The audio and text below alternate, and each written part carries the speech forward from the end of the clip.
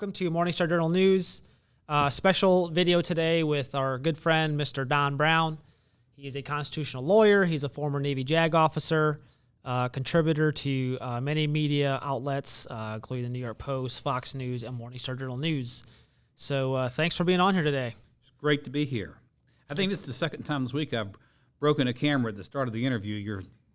But anyway, it's good to be here. I appreciate your time. When Gina calls, I'm going to be here. So anytime you call me, we're good to go.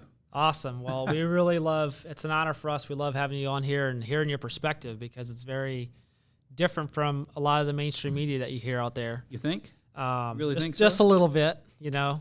You have a lot of too much of what they call common sense, I think. You think a little bit too much. Thomas Paine was here a long time ago, and that's the big problem in the country. There is no thinking. You know, we've got an educational system that creates generations of nodding heads and parrots, and there's too much indoctrination, and there's no emphasis anymore on critical thinking. So I'm old enough that there was some critical thinking taught when I was coming up, so I guess I'm sort of an anachronistic dinosaur as far as that goes. So. And this world is trying to get rid of you as much as they did. That's right. Everything else. No question. But recently you sent us an article that you wrote called, the title is The Hypocritical Left and Its Despotic Cries for Gun Control, a Modest Proposal That Would Work. And you talk about the Uvalde, Texas shooting and kind of the results of the cry, the political people after that. So can you just kind of share on video here also, like, what are your thoughts on gun control? Does that work? What's Gun control is a foolish attempt by the left to destroy the Second Amendment, which is one of the bedrock amendments on which the foundation of the Republic rests. No, it doesn't work. I mean, you think gun control works? Go into Chicago or D.C. or New York City with some of the highest gun control laws, most tightest restrictions, regulations, laws in the country. That's where you have most of the shootings. So somebody that has the moral depravity of a mass murderer who would go into a school and shoot up a bunch of kids, you think that person, because that's mass murder for which there's a death penalty, do you think that person is going to comply? Well, I can't have a gun until I'm 18, or I can't have this gun because I got a felony record, this, that, and the other. I've already committed a much larger crime with the mass shooting than whatever the crime would be for the gun control to begin with. It's kind of like an analogy with masks and vaccines, okay? So, it's people want to do something. The left says, do something. So everybody nods their head and puts on mask, and they don't do a doggone bit of good. 99% of people wear a mask got to COVID. Totally ineffective, and will only punish the innocent. I'm a concealed carry holder. You may be too. There are others. I've owned guns all my life. My granddaddy taught me to shoot before I was 10 years old. So you're punishing law-abiding citizens who tend to obey the regulations that will be passed by the left, and the only people that are punished are law-abiding citizens. There will be no reduction in crime. In fact, the crime will increase. Look no further to Australia. When Australia enacted a massive gun control and confiscation program 5, 6, 7 years ago, what happened to the crime rate? It shot through the roof. We need more guns on the street, handled by responsible citizens, and I think it's our constitutional duty to train ourselves responsibly, and that brings the crime rate down. So no, gun control doesn't work. It's nothing but a political attempt to destroy the Second Amendment, which gives more power to the government. That's what it's all about. Absolutely not. The most ridiculous thing that they cry about half the time. Right, because just like you mentioned, Chicago, New York City, and D.C., right? When they brought gun controls, homicide rates actually rose big time. And look to Australia also when they confiscated weapons. Right. Every time there's a weapons confiscation, the crime rate escalates because the criminals know that there's no deterrent at that point. Right. I pointed out in the article just last week, I think it was May 28th, BBC, Fox, and a bunch of other outlets reported about an incident in West Virginia. Oh, yeah. Right. So there's a graduation party going on, and some idiot comes around with AR starting to shoot, to open fire. This lady with a 9mm pulls the 9mm out and takes care of business. Yeah. Stopped it cold in its tracks. This is the type of thing you're not hearing from the media because, you see, the Second Amendment, there are two principal purposes. The principal purpose is that it is the ultimate check and balance against tyranny. Worshippers of government know that they can only go so far with an armed populace. History shows that Germany did not invade Switzerland because Switzerland was armed to the teeth. There was an operation called Operation Tannenbaum, which was the planned invasion of Switzerland that Hitler wanted to carry out. His generals talked him against it. It would have been a bloodbath. The Japanese would never consider invading the United States in World War II because we're armed to the teeth. And so disarming leads to genocide. It's happened when Stalin disarmed. Right. You know, look what happened. Starved 7 million Ukrainians Over to death and over and over again. Disarmament can lead to genocide. I'm not saying Democrats pass gun control will immediately lead that in the United States, but that is a slippery slope on which they're on, and it must be resisted at every point. Wasn't there a founding father quote where they said the first step to tyranny is like the disarmament of citizens? It might have been Jefferson. I can't remember which one, but that's exactly right. And that's the point. And it's not just making the citizens vulnerable to their own government, but also the foreign governments, like you pointed out, Japan, China. You know, they could. No, we have historical evidence that in both cases I've cited, in Germany and with the Japanese, they would never consider invasion, not of Switzerland or the United States, because of that. You know, the thing about it is, I've looked at numbers on this, and the fact of the matter is that of all gun deaths, rifles are by far the smallest. I was looking at some numbers just the other day, and they're like 700, 800 deaths by rifle in the United States. Most of the gun deaths are by handgun. But yet what they want to do is go after the AR-15s and the AK-47s, the quote-unquote assault rifles. Well, any weapon you use to assault somebody with is an assault rifle, but it's all about, you know, the inflammatory rhetoric. But here's the thing about it, Matt, and I was looking at numbers from the CDC the other day, and I was looking at 2020 and 2021. The 2021 numbers are out for fentanyl, for example, versus the 2020 gun numbers. 2020, and the CDC reported we lost about 20,000 people to gunshot fire altogether. The very smallest number of that was from rifle fire. And as a matter of fact, FBI crime statistics show that more people get killed from blunt objects, such as your fist, a baseball bat, or a bottle, than from rifle fire. But here's the bigger thing. Wow. Here's the bigger thing. Not to diminish the tragedy that we saw in Uvalde and Parkland and other places. But the fact of the matter is, about 20,000 Americans dying from gunshot fire, some accidental, some homicide, this, that, the other, versus 120,000 dying from fentanyl, cocaine, and methamphetamines, okay? And the largest block of that 120,000 from illegal drugs versus 20,000 from guns, 120,000 from illegal drugs, the biggest block of that is from fentanyl, and that is primarily imported. China has already engaged in an undeclared war against the United States, if you ask me. So why is it that the news media will cover Vivaldi? Uvalde, I said Vivaldi was a composer, or maybe Vivaldi is something having to do with music. At any rate, the mainstream media will cover that. They'll cover Beto O'Rourke making a fool of himself, running up to Greg Abbott's press conference, making an absolute fool of himself, and the mayor saying, "You a sick son of a," and I won't put the rest of it in because I know we're on a Christian channel, maybe son of a gun. But the mayor called him that. The left gives every bit of all the press to encourage these nutcases, but you get nothing about the funerals of 120,000, Americans, many younger Americans on the street to get involved in these younger drugs. Why is that? Because they want to emotionally manipulate against guns. When you have a problem that's 500% larger with illegal drugs flowing across the border. And that's why they want to bring attention to it, because you shut the borders down, you won't end the problem with fentanyl, but you largely will contain it, you control it, you will save more lives from shutting the border tomorrow than every life lost by gunfire in the last 5 years alone. Wow. You shut the border down, that means ports of entry and airports as well, but especially coming across that Mexican border, they're bringing, loads and loads and loads and loads and loads of fentanyl, which is like 10 times, I don't remember the exact statistic, but it's much, much, much, much deadlier than heroin. Right. Matter of fact, go back to the George Floyd case. I wrote an op-ed for American Thinker. That's an oxymoron these days, American Thinker. But I read the autopsy report from George Floyd. He had like 3 to 4 times the lethal dose of fentanyl in his system. George Floyd, in my opinion, died primarily from fentanyl, not from the cop. Well, that's even what the autopsy said, right? That's exactly right. It's what the autopsy said. And if you read the autopsy, that's where I got it from reading the autopsy. You probably must have read the autopsy. Yeah. But you'll note there was no report of any contusion to the neck or below. But see, here's the point. The point is that the left-wing media, which is now symbiotic, one and the same with the left-wing deep state, is going to shine the light on what do they need to shine light on to manipulate emotion for political gain.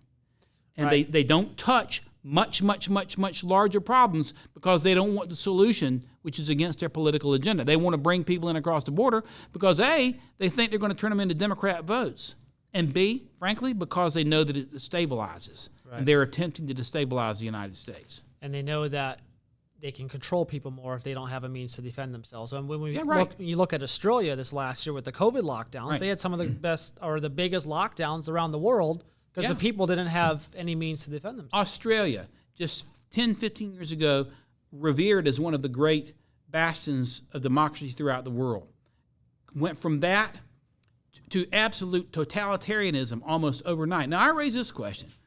If that gun confiscation had not happened in Australia, would they have gotten away with the garbage that they got away with? Were they arresting people walking outside their house without a mask on? Right.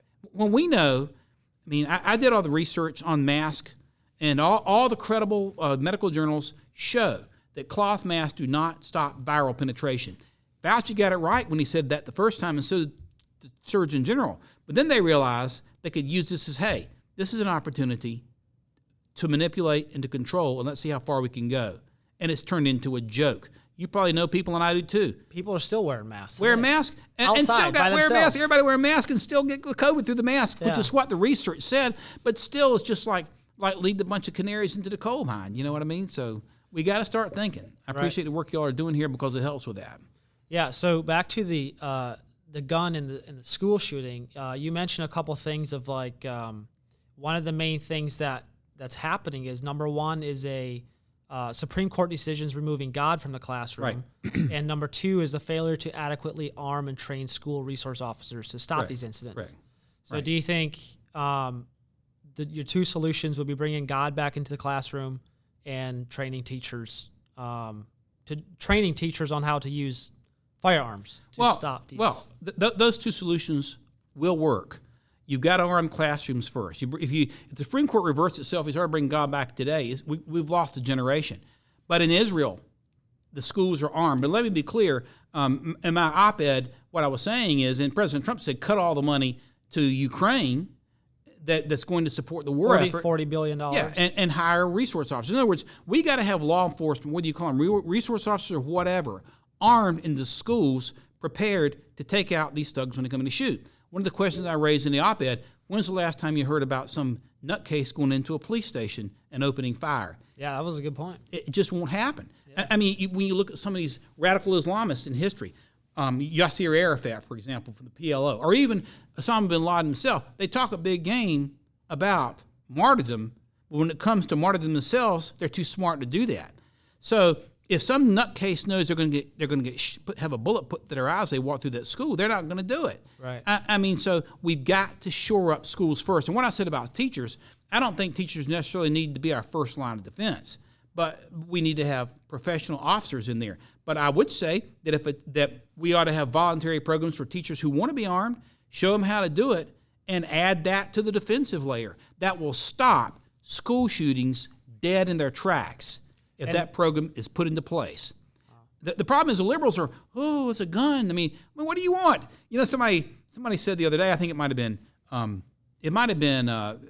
Mark Levin. Hey, or maybe it was Tucker. When these liberals that want gun control, when they give up their own armed protectorate, wearing firearms, then we'll listen to what they say. But see, it's always about a double standard. Yep. Do as I do, not as I say. Right.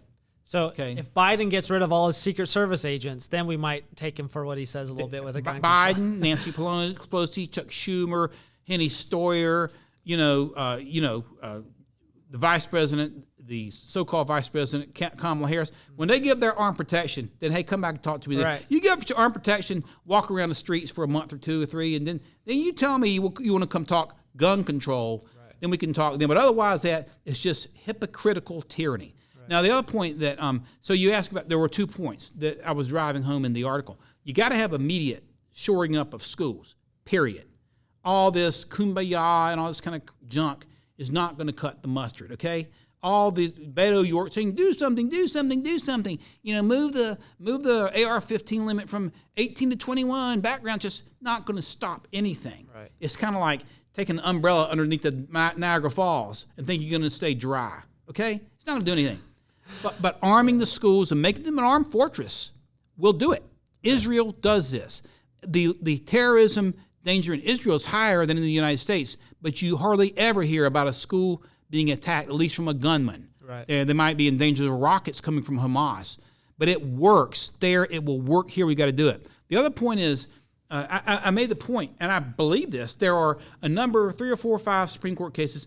Our mutual friend Nicholas Papanikolaou has written a book on this, on the Supreme Court removing prayer and God and the Bible from schools. But there are several cases. There's Abingdon v. Shemp. There's the Engel case. There's several of them which, in my opinion, get it wrong on their rationale for removing schools. See, they're using the Establishment Clause of the First Amendment as the basis to establish their own religion. But yes, but that's another thing. But here's the thing about it. Here's what, if you read, just go to the First Amendment. Right. There are 5 fundamental rights. The very first fundamental right is freedom of religion, which has 2 parts: the Establishment Clause and the Free Exercise Clause. And it says Congress, get this, shall not basically pass any laws with regard to the establishment of religion or to prohibit the free exercise. The Establishment Clause first applies to Congress, and it was put there because in the era in which it was written, America was breaking off of Britain. Britain had the Church of England as its national religion. Right. So we didn't want a nationally approved religion funded by the state. So Congress can't pass a law. But that's been twisted to stuff like a high school football coach goes, into the end zone with his players and prays. What's it got to do with Congress? Right. Come on, you see how far removed from that? Yeah. That football coach has a right for free speech under the First Amendment and a right to free exercise of religion. Mm-hmm. But they have taken it and they've twisted it all around. And so the cases where we had the Bible in the school or opening with prayer, that's not Congress passing a law establishing a national religion. That's exercise of First Amendment rights. But more importantly, when we were doing that, as I pointed out, when we had prayer in the schools, we had no Uvaldes, we had no Parklands, we had no Columbines, had none of that. Mm-hmm. But what we've done, that was the beginning of the slippery slope, initiated by the United States Supreme Court on crazy grounds. And I point out, the court has reversed itself on major decisions, a number of occasions. You go first to the discriminatory decisions that it made, like in my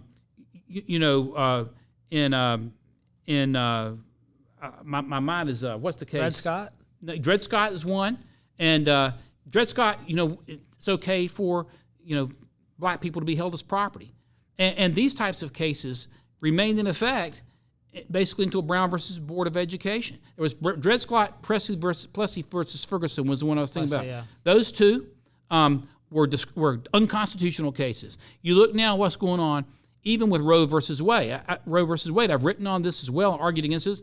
Roe versus Wade was an unconstitutional train wreck from the beginning.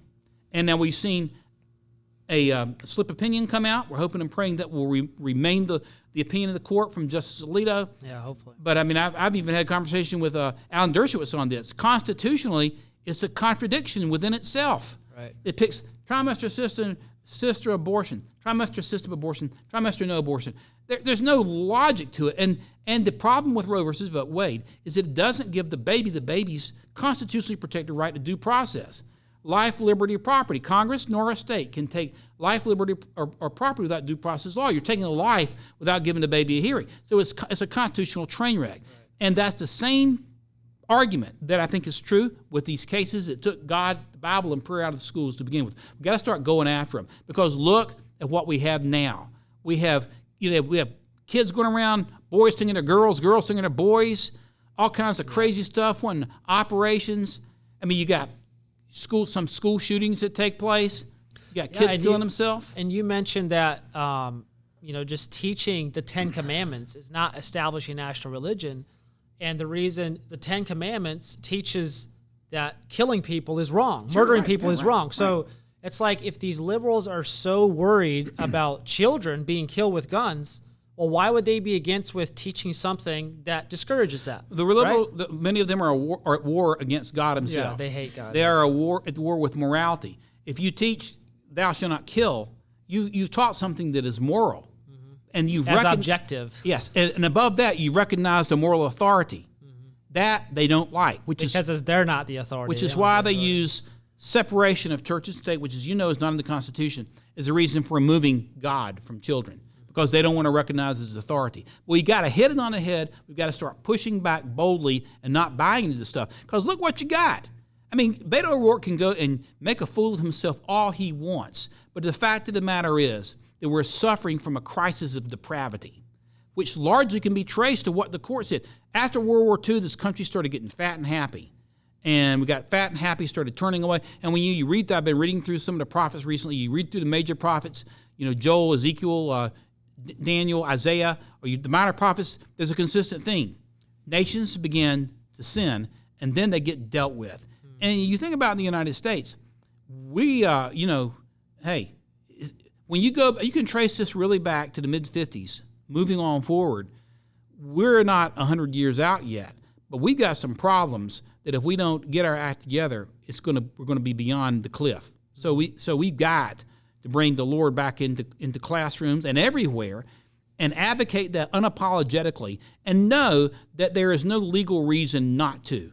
I got a call last fall from from some citizens up in Rowan County, but and the Rowan County Commission, I think I'm right about this, was not going to have a prayer at the beginning of the meeting because they thought it violated separation of church and state. We are being destroyed by our own ignorance, and we've got to stay vigilant. Wow. Well, thank you so much. I think we're kind of up with our time here, but I could listen to you all day long, talk to you. All right. Thanks to you, we still have hope in America for people standing firm and standing the ground, and I really appreciate that. You're an inspiration. Not thanks to me. Thanks to the Lord we have hope, but I appreciate your kind comments. I do. Yes, sir. Well, thank you. Thank you guys for listening, and if you like this video, please share, and we will see you next time. God bless you. All right.